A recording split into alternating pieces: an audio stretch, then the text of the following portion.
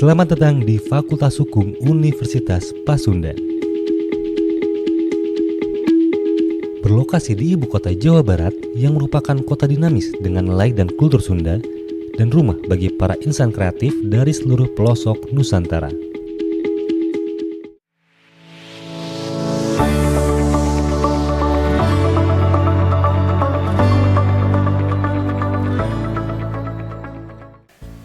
Assalamualaikum warahmatullahi wabarakatuh. Selamat siang dan salam sejahtera bagi kita semua. Perkenalkan, nama saya Dr. Ihsanul Ma'arif SHMH, dosen tetap Yayasan Pendidikan Tinggi Pasundan yang ditugaskan di Fakultas Hukum Universitas Pasundan, program studi ilmu hukum. Saya mengabdi sebagai dosen di Fakultas Hukum Universitas Pasundan sejak tahun 2019. Saat ini diamanahkan menduduki jabatan sebagai Kepala Laboratorium Hukum sejak tahun 2022. Nah, pada tahun akademik 2022 sampai dengan 2024, saya mengampu beberapa mata kuliah inti di bidang ilmu hukum, antara lain ilmu perundang-undangan, hukum administrasi negara, hukum acara peradilan tata usaha negara, hukum acara Mahkamah Konstitusi, hukum acara keuangan negara, di mana keseluruhan mata kuliah tersebut sesuai dengan latar belakang pendidikan dan keahlian yang saya ampu. Pada kesempatan ini, perkenankan saya menyampaikan unjuk kerja Tridharma Perguruan Tinggi dalam rangka mendukung PDD UKT-PT bidang pengajaran untuk keperluan sertifikasi dosen tahun 2025. Nah, video ini terbagi menjadi dua bagian. Bagian pertama akan menjelaskan pengelolaan mata kuliah yang saya ampu, yang meliputi delivery, correction, dan assessment.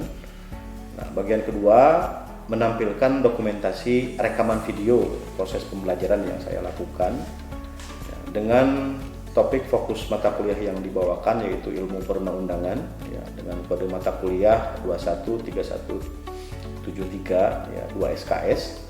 Deskripsi mata kuliahnya, mata kuliah ini diharapkan sebagai mata kuliah wajib untuk mahasiswa semester 3 di Fakultas Hukum Unpas dengan tim pengampunya terdiri dari Profesor Dr. IGD Panca Astawa SHMH dan saya sendiri. Mata kuliah ini menempatkan pengenalan tentang teori-teori pembentukan peraturan perundang-undangan, tentang kelembagaan pembentuk peraturan perundang-undangan, asas-asas dan penyusunan peraturan perundang-undangan, hierarki peraturan perundang-undangan di Indonesia, termasuk juga prosedur dan teknik penyusunan peraturan perundang-undangan. Nah, capaian pembelajaran mata kuliah yang diharapkan, mahasiswa diharapkan mampu untuk menjelaskan pengertian peraturan perundang-undangan sekaligus lembaga yang berwenang membentuk peraturan perundang-undangan, mampu menjelaskan sistem norma dan hierarki hukum di Indonesia, mampu mengidentifikasi teori, asas, prinsip, dan bentuk-bentuk produk hukum secara umum, termasuk juga mampu menjelaskan pengetahuan dan tata cara penyusunan peraturan perundang-undangan mulai dari penyusunan naskah akademik hingga proses pengundangan, termasuk juga perubahan-perubahan dan pengujian berupa judicial review dari sebuah peraturan perundang-undangan. Selanjutnya, mahasiswa juga diharapkan mampu untuk menjelaskan pengertian materi secara sistematik, materi muatan, aturan-aturan hukum yang sifatnya reheling dan juga bersifat physiking. Itu capaian pembelajaran yang diharapkan. Berikutnya, materi pembelajaran antara lain untuk mencapai tujuan mata CPMK tersebut, maka materi kuliah meliputi ilmu perundang-undangan sebagai disiplin ilmu, kedudukan peraturan perundang-undangan dalam hukum dan negara hukum, lembaga pembentuk peraturan perundang-undangan, unsur dan jenis peraturan perundang-undangan, kaidah dan asas sistem norma, hierarki peraturan perundang-undangan, landasan pembentukan peraturan perundang-undangan, asas-asas pembentukan peraturan perundang-undangan, materi muatan dan teknik perancangan peraturan perundang-undangan, lingkungan berlakunya peraturan perundang-undangan, daya laku dan kekuatan mengikat sebuah peraturan perundang-undangan, berakhirnya norma peraturan perundang-undangan, dan pengujian perundang-undangan atau biasa disebut Tussingrech. Berikutnya terakhir partisipasi masyarakat dalam membentuk peraturan perundang-undangan. Referensi utama yang digunakan antara lain beberapa buku yang relevan dan terkini sebagai literatur yang digunakan, antara lain Prof. Hamid S. Atamimi dengan bukunya Teori Perundang-undangan, Profesor Bagirmanan ya, Sistem dan Teknik Pembuatan Peraturan Perundang-undangan di Daerah, Profesor Maria Farida Indrati Ilmu Perundang-undangan, dan Soli Lubis Landasan dan Teori Perundang-undangan. Nah, metode dan sistem pembelajaran yang digunakan ya, format perkuliahannya kebetulan saya diberikan untuk kelas reguler, perkuliahan dilaksanakan tatap muka penuh. Untuk kelas RPL, ya, rekognisi pembelajaran lampau, perkuliahan diselenggarakan secara hybrid ya, tatap muka dan daring yang melalui Zoom secara bersamaan. Ya, yang kedua, platform pendukung yang digunakan Edlink ya, untuk distribusi RPS dan materi bahan ajar. Zoom meeting itu sebagai sarana untuk pembelajaran daring. Pelaksanaan perkuliahan untuk mata kuliah ilmu perundang-undangan 16 kali pertemuan. Pertemuan pertama biasanya sosialisasi RPS dan kontrak pembelajaran selama 1 semester. Pertemuan kedua sampai pertemuan ketujuh yaitu penyampaian materi inti mata kuliah. Pertemuan ke-8 itu middle test ya, UTS. Pertemuan ke-9 sampai pertemuan ke-14 lanjutan materi perkuliahan yang sesuai dengan RPS yang ditetapkan. Pertemuan ke-15 itu ujian akhir semester ya, UAS. Nah, metode pembelajaran inovatif saya menerapkan berbagai model seperti Student Centered Learning ya, SCL, Small Group Discussion, Collaborative Learning, Study Case ya, atau Case Study, dan Problem Based Learning ya, PBL. Itu metode pembelajaran yang digunakan. Saya selalu memulai setiap pertemuan dengan salam biasanya untuk pembelajaran dan cek interaksi singkat ya, menjelaskan tujuan dan sub CPMK mata kuliah ya, dan melanjutkan dengan tanya jawab serta penugasan atau kuis terhadap mahasiswa. Yang kelima, evaluasi. Komponen penilaian meliputi kehadiran 25%, ya, maksimal 3 kali absen biasanya tidak diperbolehkan untuk mengikuti pembelajaran kembali. Ya, tugas terstruktur 15%, tugas mandiri 15%, UTS 15%, dan ujian akhir semester 20%. Dan setiap pertemuan dilakukan kuis ya secara daring melalui Edlink, biasanya digunakan sebagai refleksi pembelajaran setiap pertemuan. Nah, salah satu tantangan utama dalam memberikan pelajaran mata kuliah ilmu perundang-undangan adalah mentransformasikan teori abstrak menjadi konkret aplikatif. Nah, untuk itu saya menggunakan studi kasus dan isu-isu hukum terkini agar mahasiswa dapat melihat relevansi langsung dari materi hukum yang saya ajarkan. Nah, pengalaman saya sebagai praktisi hukum yang aktif cukup mendukung untuk menjelaskan teori-teori hukum yang berkembang ya, sehingga mahasiswa tidak hanya memahami teori tapi juga mampu untuk menjelaskan terminologi hukum yang digunakan dalam masyarakat luas. Nah, mari kita saksikan video pembelajaran mata kuliah ilmu perundang-undangan yang dilakukan dengan tema sistem, norma, dan kaidah hukum sebagai berikut.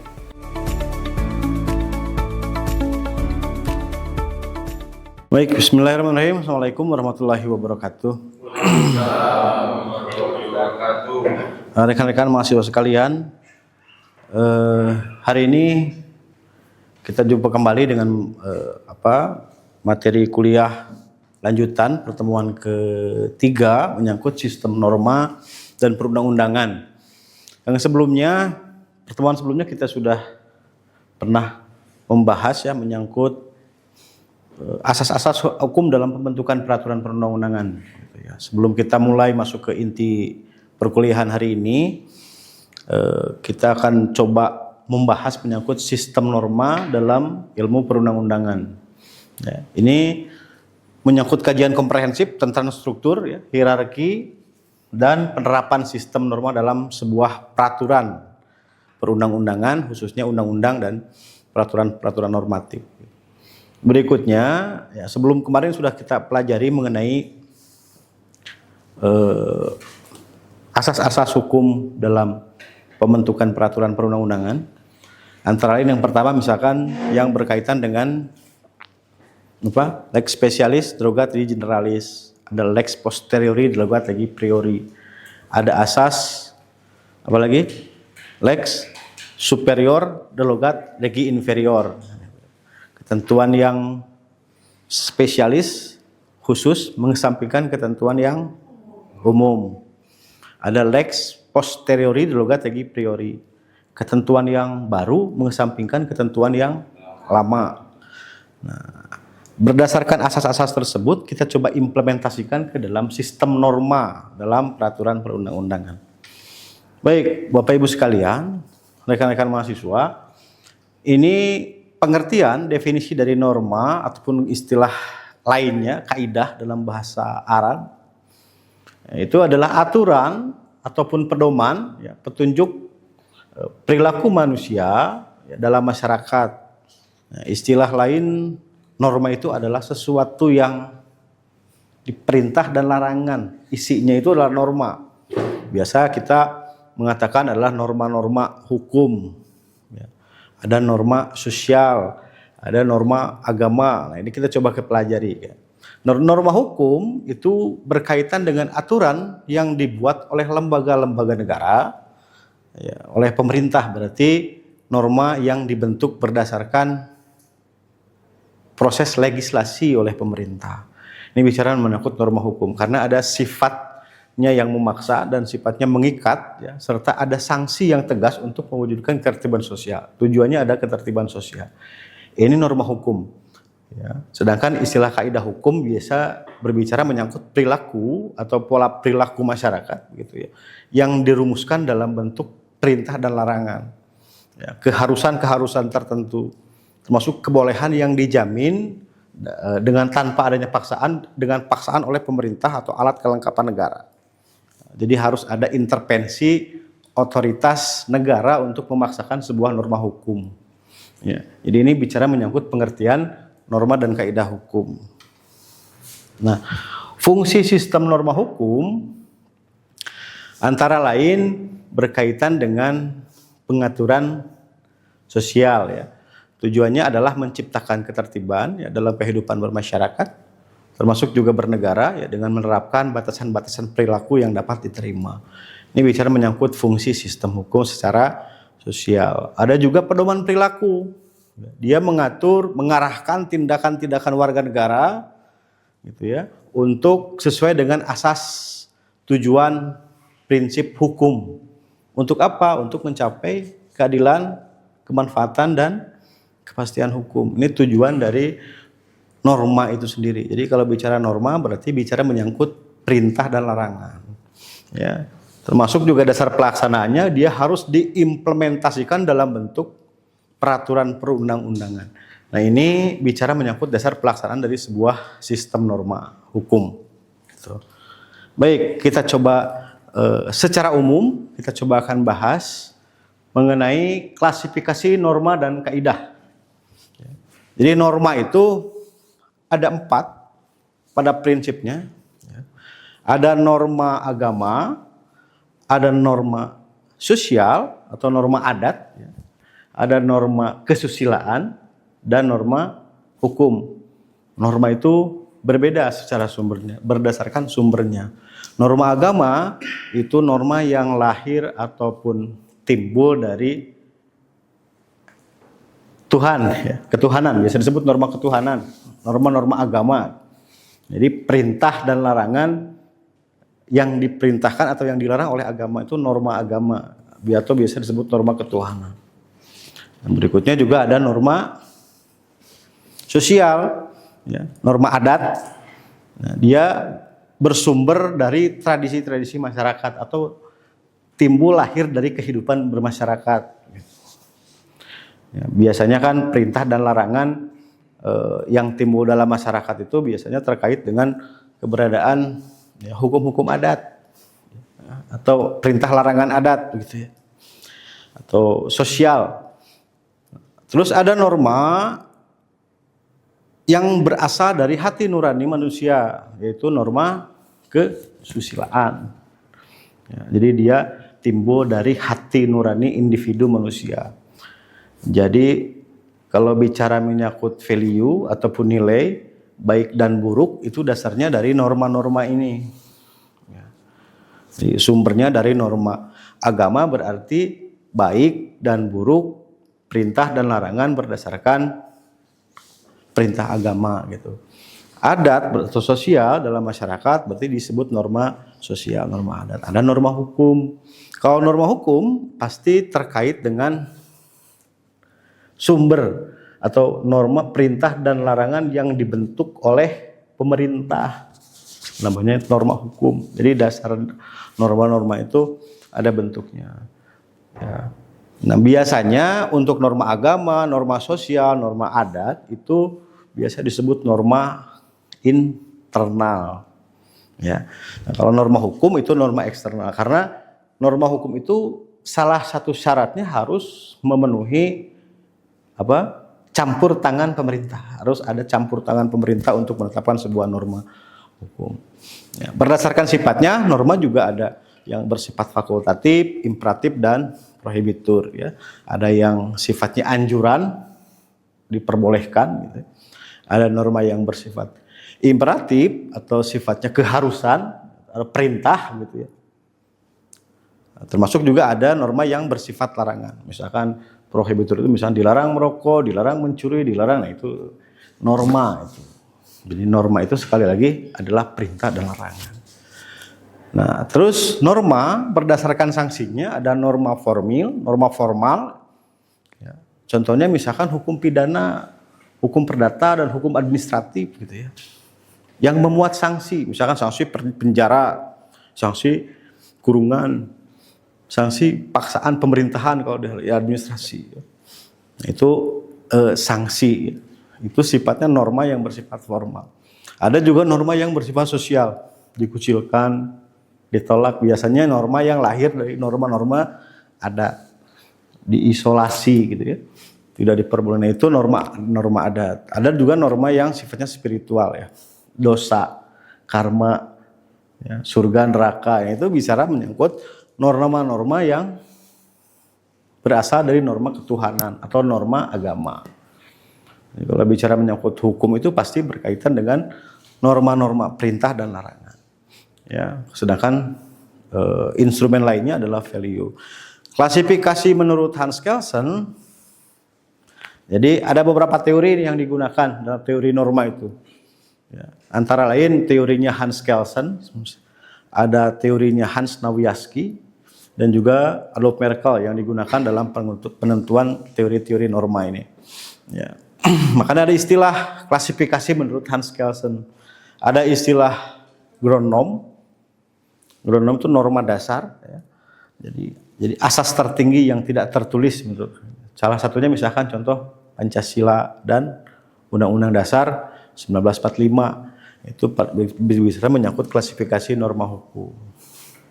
Grand atau Grundnorm ya, Grundnorm ya, norma dasar. Terus ada general norm, norma umum, berupa apa? Peraturan perundang-undangan. Terus ada norma yang sifatnya individual. Ini putusan-putusan pengadilan misalkan. Terus keputusan-keputusan administrasi negara. Ini bicara menyangkut klasifikasi norma menurut Hans Kelsen. Dan berikutnya kategori norma dalam praktek hukum biasanya menyangkut perintah, norma perintah. Ya, dia mewajibkan tindakan-tindakan tertentu. Misalnya harus ditetapkan, harus melakukan sesuatu. Nah itu biasanya perintah ya, norma-norma perintah. Tindakan untuk bertindak. Jadi rechtelijk handelingen istilahnya ya, kalau misalnya dalam hukum administrasi ya, norma perintah itu. Ada norma larangan, yaitu melarang untuk melakukan perbuatan-perbuatan tertentu. dilarang membunuh, dilarang mencuri, dilarang merokok misalkan gitu ya. Nah itu bicara menyangkut norma-norma yang bersifat larangan. Ada juga norma yang pembebasan, yang membebaskan dari kewajiban. Misalkan menyangkut pengecualian, melakukan kegiatan usaha tanpa izin, kecuali gitu ya. Kecualinya itu harus memiliki perizinan, memiliki persetujuan, memiliki izin. Itu norma yang sifatnya membebaskan. Ada juga norma yang sifatnya membolehkan. Misalkan diperbolehkan dengan ketentuan tertentu. Nah itu ini norma ya, norma. Jadi inti dari norma adalah perintah dan larangan.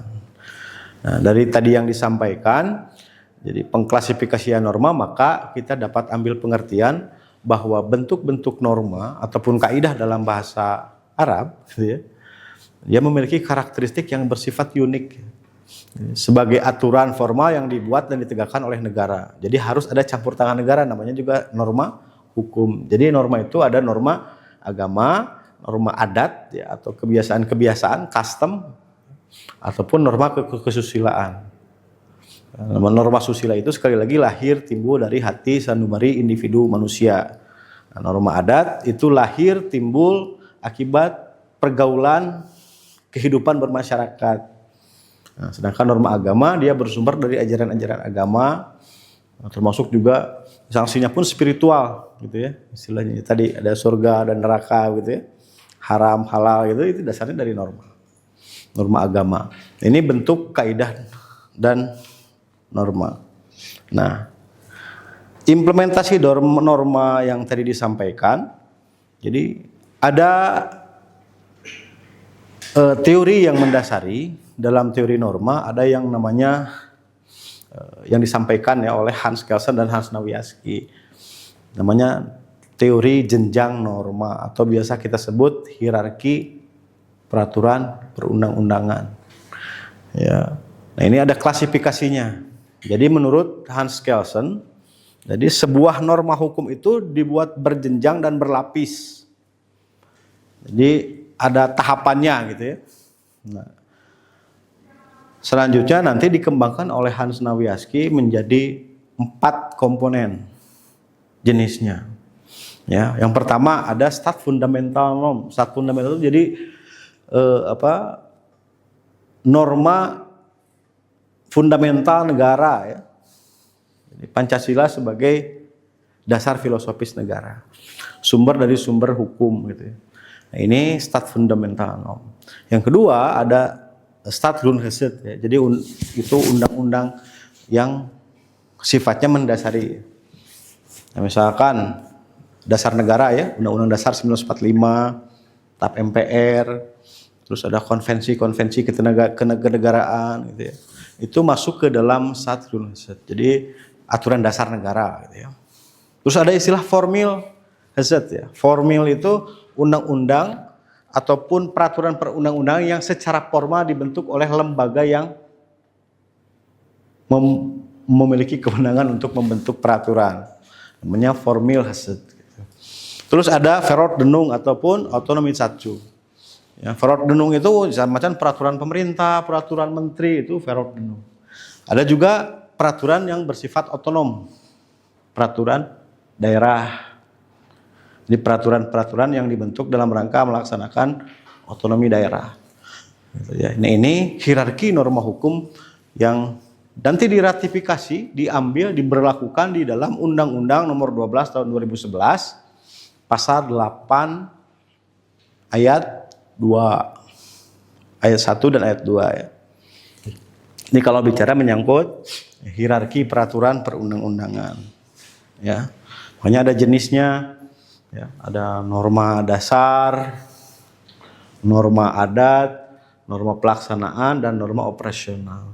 Ini sifat-sifat peraturan-peraturan yang dibentuk untuk membentuk sebuah peraturan perundang-undangan. Jadi norma-norma tersebut bisa diratifikasi, diambil dalam bentuk norma. Nah, ada 2 sifat norma itu. Ada norma yang berpasangan. Ada norma tunggal. Norma yang berpasangan itu biasanya hadir sepasang dalam bentuk apa? Sanksi. Misalkan setiap orang yang menghilangkan nyawa orang lain dipidana dengan pidana penjara misalkan 5 tahun misalkan gitu ya. Nah itu norma berpasangan. Jadi ada perintah dan larangan, ada larangan dan disertai norma. Itu biasanya berkaitan dengan norma yang bersifat berpasangan. Ada juga norma tunggal. Oh norma tunggal misalnya dia lebih spesifik ya. Contohnya misalkan ketentuan dalam Undang-Undang Dasar 1945. Norma-normanya itu tunggal, tidak memiliki sanksi ya yang dimuat dalam sebuah peraturan ya. Itu namanya norma tunggal. Karakteristiknya untuk karakteristik norma berpasangan pertama memiliki struktur.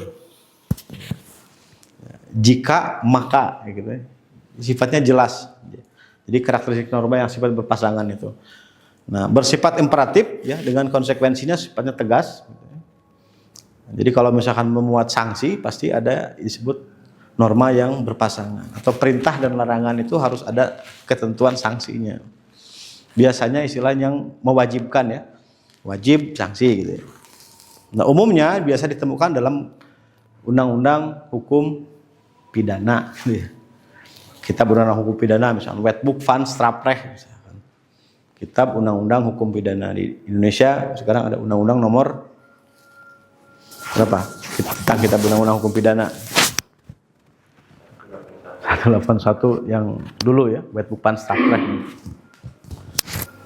Baik, kita lanjutkan saja sedikit lagi ya menyangkut materi kita menyangkut teori jenjang norma yang diberlakukan ya, ground norm sebagai dasar negara ya.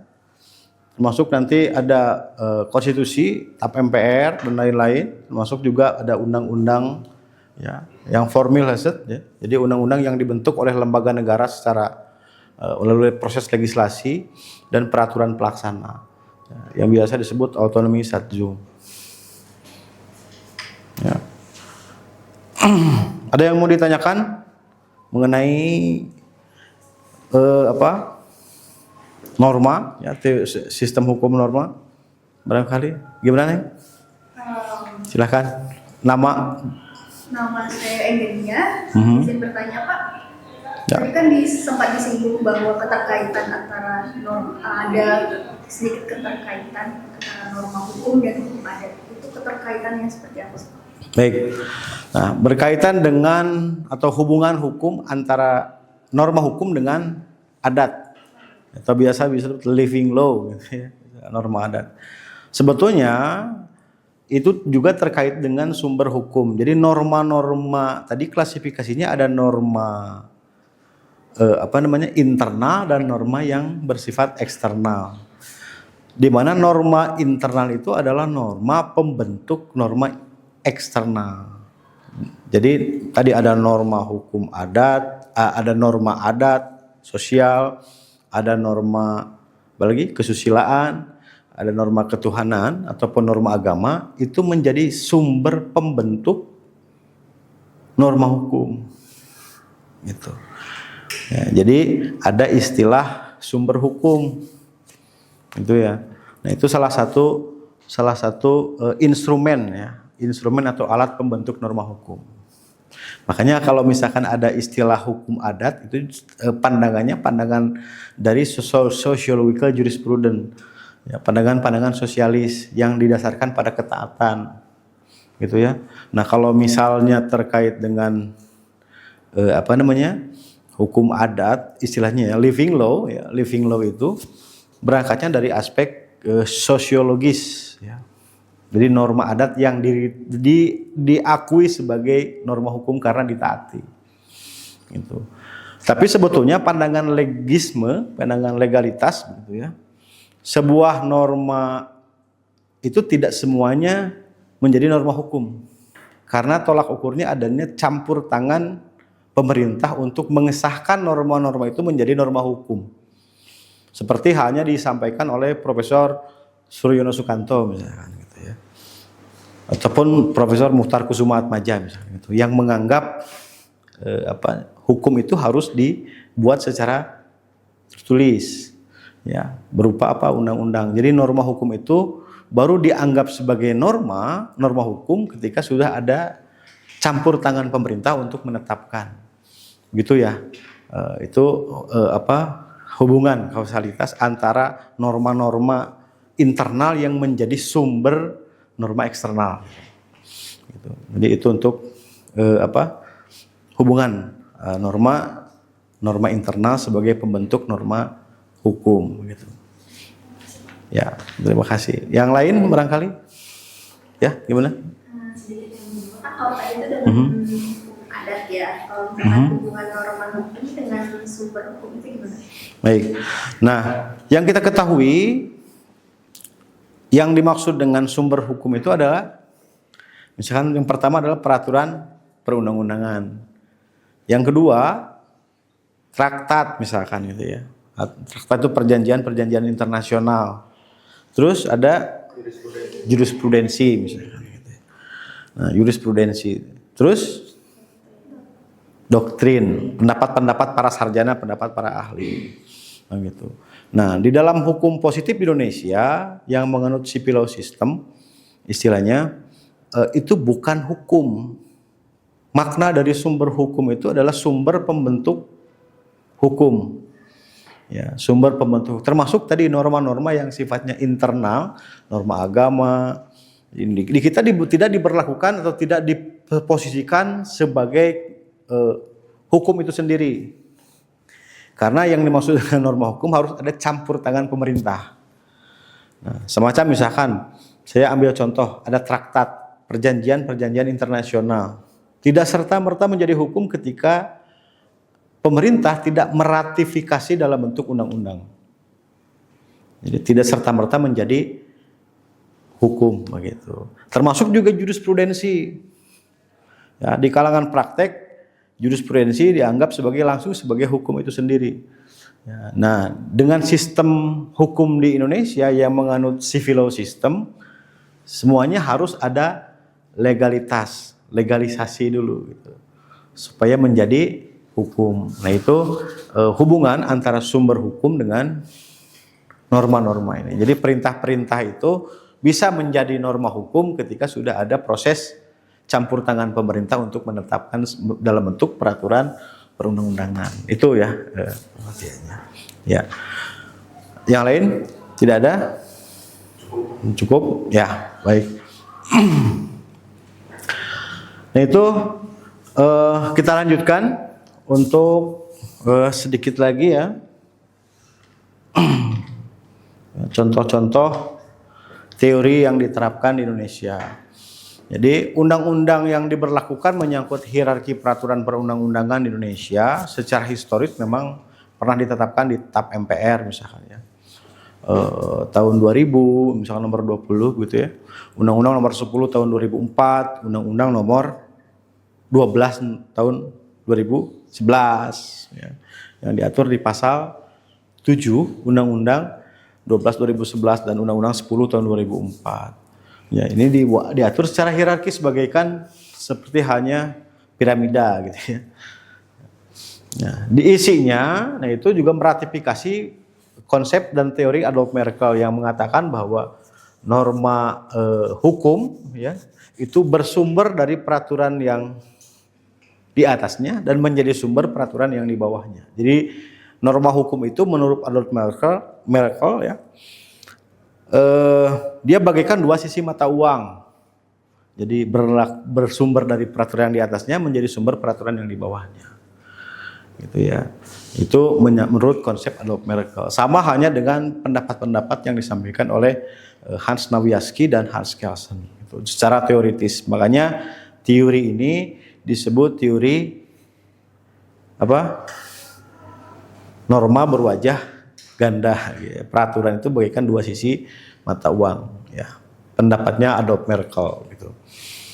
Nah, demikian istilahnya untuk pertemuan kita hari ini gitu ya, dengan topik tentang sistem norma di dalam pembentukan peraturan perundang-undangan gitu.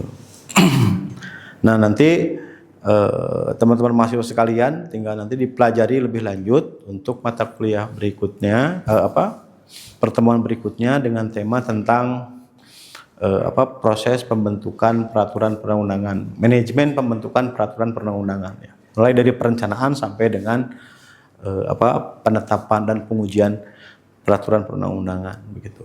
Demikian, ada yang ditanyakan lagi sebelum kita tutup perkuliahannya? Cukup ya. Baik, terima kasih. Untuk perkuliahan hari ini saya cukupkan sekian ya, dengan tema tentang sistem norma yang di Indonesia gitu ya. Saya tutup perkuliahannya. Billahi taufiq hidayah. Assalamualaikum warahmatullahi wabarakatuh.